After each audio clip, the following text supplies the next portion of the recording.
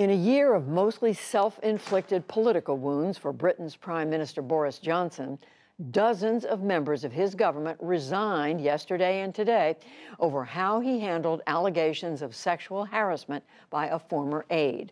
It began with his health and treasury secretaries, but amid deafening cries for him to step down, Johnson is defiant. Romilly Weeks of Independent Television News reports from London. If you can measure the trouble you're in by the number of cameras stationed outside your front door, the Prime Minister only had to glance out of the window to know he's in very serious straits indeed. Is it all over, Prime Minister? A defiant wave as he left the Prime Minister's questions, but to ever-increasing numbers in his party, he's a leader who's run out of answers. As his convoy headed into Parliament, the resignations from his government continued to roll in. His greatest danger now, not the delighted benches opposite him, but the frozen faces of the party behind him. Characteristic of him that he tried to make light of it. This morning, Mr. Speaker, I had meetings with ministerial colleagues and others.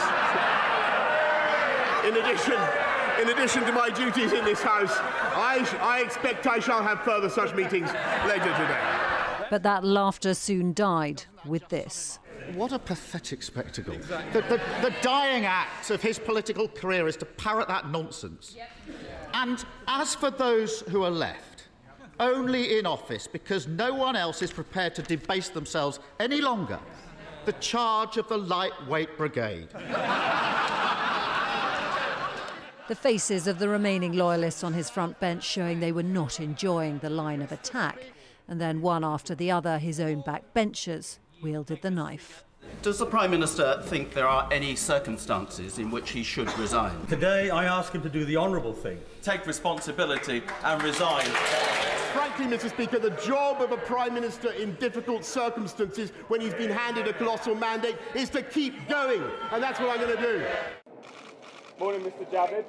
The man who started it all looked pretty buoyant as he left to tell everyone why he'd had to go. Treading the tightrope between loyalty and integrity has become impossible in recent months. And, Mr. Speaker, I will never risk losing my integrity. And now this week again, we have reason to question the truth and integrity of what we've all been told.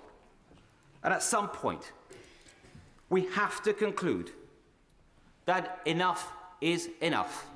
The Prime Minister looked into the middle distance. The expressions on the faces of his party reflected a grimmer story. As well as the ticking tally of resignations, the letters of no confidence in the Prime Minister's leadership are piling up.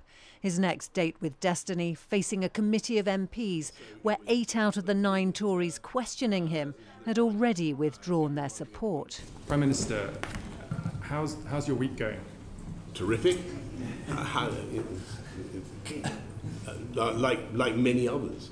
The cornered Prime Minister has made it clear he'll have to be forced out of number 10. Behind this door, his cabinet might be about to try. That report from Romilly Weeks of Independent Television News.